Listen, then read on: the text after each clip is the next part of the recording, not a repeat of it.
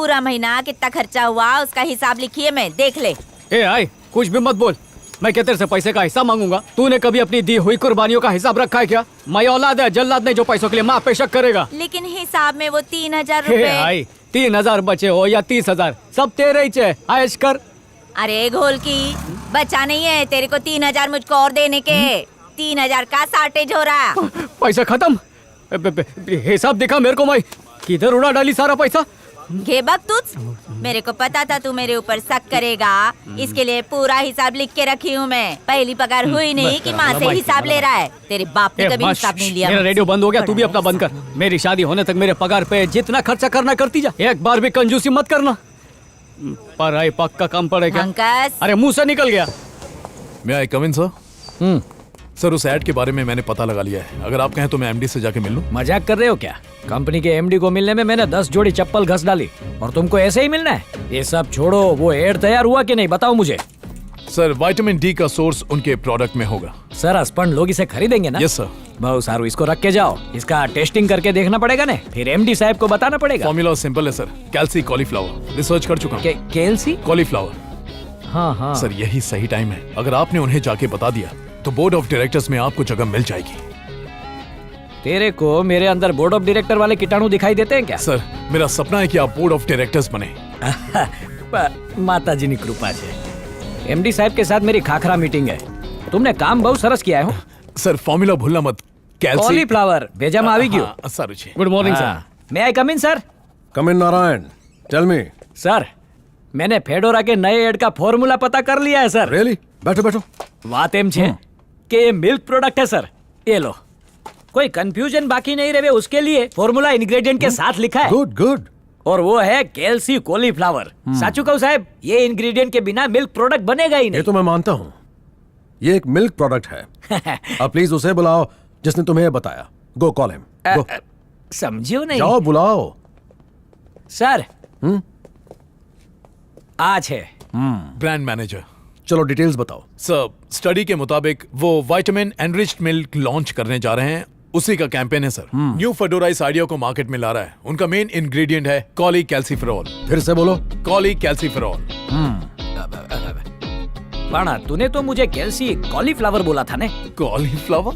नहीं सर, ऐसा नहीं कहा था। हमारा कान बहुत तेज है। आपने ठीक से सुना नहीं होगा सर, ऐसा कोई इंग्रेडिएंट है ही नहीं। फॉर्मूला डिकोड करना तो दूर की बात है नारायण, इंग्रेडिएंट का नाम तक रिपीट नहीं कर सकते। कर सकता हूँ प्लीज जाओ, बाद में आना। कैल्सी कॉली। ए भाई, એનાથી સંભાળીને રહેજે, एक दिन तेरे को भी प्रोडक्ट के साथ बेच देगा। अपने बारे में कुछ बताओ। What's your ambition? Your chess sir. क्या? आपकी पोजीशन, इसमें गलत क्या है? आपने भी कभी इसकी ख्वाहिश की होगी, उसी तरह मेरी भी एक ख्वाहिश है सर। मैं सैफरन कंपनी को नंबर 1 पे देखना चाहता हूँ और उसके लिए जो बन पड़े मैं वो करूंगा सर। कल टीवी में हम लोग अपना एड रिलीज करेंगे और हेडिंग होगी one and only vitamin D from saffron. फिर देखते हैं इसका क्या रिएक्शन होता है। I am impressed. ये एड कल ही आ जाना चाहिए। Sure sir. Nice tie.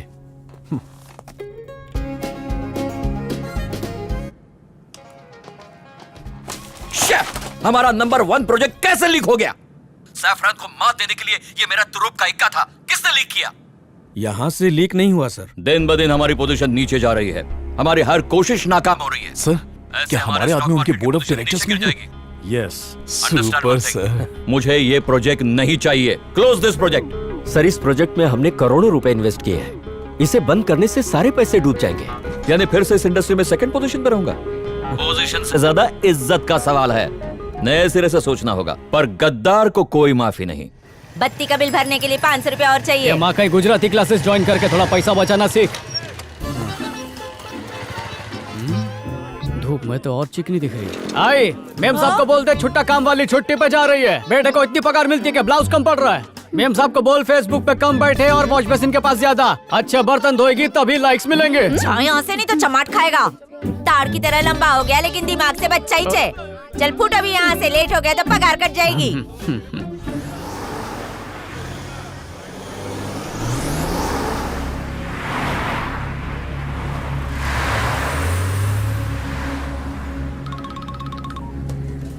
हाँ बोल अरविंद। ये काशी भाव की मंडली किधर को जा रही अरे है? भाऊ का आज हैप्पी बर्थडे है, सेलिब्रेट करने को करजत के फार्म हाउस पे जा रहा है। पूरी रात मस्ती धमाल। गैंग के सब लोग जा रहे हैं। मेरे को छोड़ के सब। ए अरविंद, क्या धुंध है? बताना भाई। अपने छोकरे लोग को बोलिए हर घर में बांट के आए। ए तंपा भाई आएगी तो दे देना। ए पल ले। ये लो। अरविंद मेरे को ये पर्चा देने को बोला।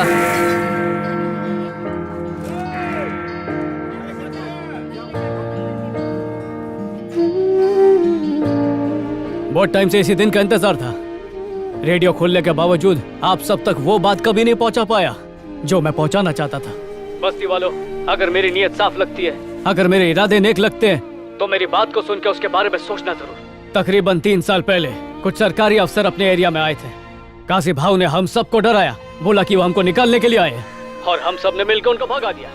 वो हमारी बस्ती को खाली कराने नहीं आए थे, बस्ती बसाने आए थे। यकीन नहीं हो रहा ना? आपके हाथ में जो कागज है वो आपके घर के कागज है। अगर उस दिन उन्हें नहीं भगाते तो आज राशन कार्ड, सड़क, पानी, बिजली, हर चीज की सुविधा हो जाती। घर के मालिक बन जाते तो बैंक से उसके बदले में लोन लेते, फिर बेटे की पढ़ाई, बेटी की शादी, घर की मरम्मत, धंधा सब कुछ कर सकते थे। अगर ऐसा होता तो हम मजबूर नहीं होते। फिर काशी अगर फायदा उठाता तो किसका उठाता, किसके नाम पे राड़े करता वो? इसीलिए उसने उन्हें भगाने की चाल चली। सबको गुमान में रखा कि हम उसके रहमो करम के बिना जी नहीं सकते, पर मेरे को उसके टुकड़ों पर नहीं पलने का है। और तुम लोग भी उसकी भीख पर ठोकर मारो। भेड़िए को अगर तुम लोग अपना रखवाला मानते रहोगे, देवा देवा देवा कशाला पंगा घेतोय? अगर सच जान के भी किसी को काशी से मेरी शिकायत करके उसके गंदे तलवे चाटने हैं, तो चाटो, मला हरकत नहीं। पर मेरे को इस जगह को सुधारने का है, पूरी बस्ती को प्योरीफाई करने का है। बस्ती का एक भी बच्चा गलत राह पर नहीं चलना चाहिए, और जितने चल चुके उनको रिवाइंड करके सही रास्ते पर लाएगा मैं। सोचो, बस्ती के बच्चे पढ़ेंगे, लिखेंगे, अच्छी नौकरियां करेंगे, बस्ती का नाम रोशन करेंगे। अगर ना उम्मीदी के दलदल से निकलकर तुम लोग को मांगता है कि उम्मीद की करवट लो, तो आज रात आधे रात को अपना घर का बत्ती खुला रखने का। हालात के आगे खुद को बहुत दबा लिया रे। अब हालात को आस का चूल्हा पहना के खुद अपनी किस्मत बदलने का वक्त आ गया है। मैंने तो कफन बांध लिया है, तुम भी बांध लो।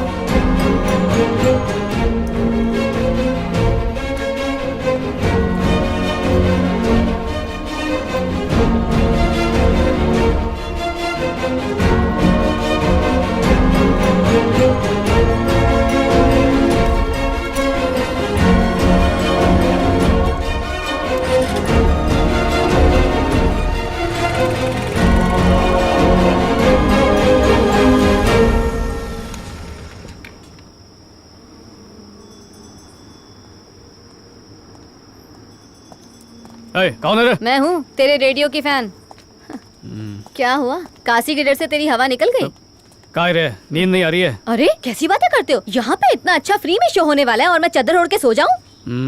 बस्ती की हालत तेरे को रियलिटी शो लग रही है। तेरे को क्या लगता है ये लोग आधी रात को तेरे लिए बत्ती जलाएंगे? यही तो उनकी परीक्षा है। मेरे को भी पता चल जाएगा कि सपोर्ट करते हैं कि नहीं। उन्होंने बत्तियां जलाई तो सबके लिए लड़ूंगा, और अगर नहीं जलाई तो मराठा अकेले लड़ेगा। चमाइला, ये काशी किधर से आ गया? काशी सुन, जानबूझ करके नहीं किया रे। मैंने तेरे को सब कुछ बताया ना। बेटे को हाथ नहीं लगाना। मैं बोलता हूँ मेरे बेटे को। मुंडी अंदर ले, चुप। अपन के मना करने के बाद भी तूने अपना रेडियो चालू किया। खुद तेरी माँ बोल रही है। काशी भाव, मेरे को जो बोलने का है ना वो। अब रेडियो पे क्या बोला पहले वो बता। क्या बोला? नहीं बताया? नहीं बताया। काशी भाव, वो लाइव गैंग और मैंने सुनाया था तो तुमको बहुत राग आ गया था, बहुत नाराज हो गए थे ना। अब महाराज को नाराज करेगा तो अनाज कहाँ से खाएगा? तो मैं बस्ती वालों को बोला रात को सरप्राइज देने का, भाव को 12 बजे बत्ती जलाने का। अबे बत्ती जला के बर्थडे का सरप्राइज देते हैं क्या? अब वो मोमबत्ती पे थूकने का मतलब फूकने का तो अंग्रेजों का स्टाइल है ना, तो मैं सोचा कुछ देसी स्टाइल में करते। बस्ती जगमगाएगी जरूर, पर बर्थडे शुरू होने पर नहीं, खत्म होने पे। फाड़ू आइडिया रे। ए, घड़ी में कितना बजा रे? अजून 3 मिनट आए भाव। अगर बत्ती नहीं जली तो तेरे जीवन की बत्ती भाव तुम्ही साहब, मैं कल बता देगा इन लोग ने बत्ती खोली कि नहीं।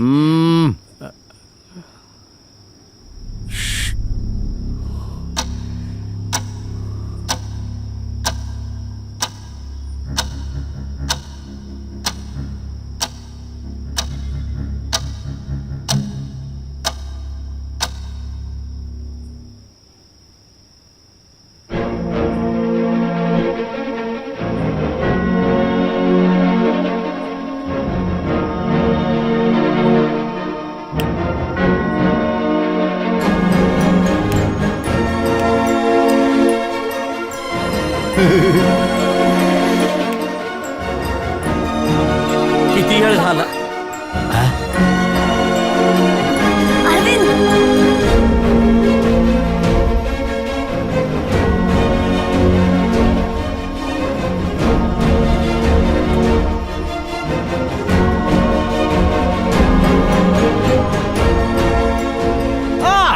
काशी काशी बाकी सब पासी।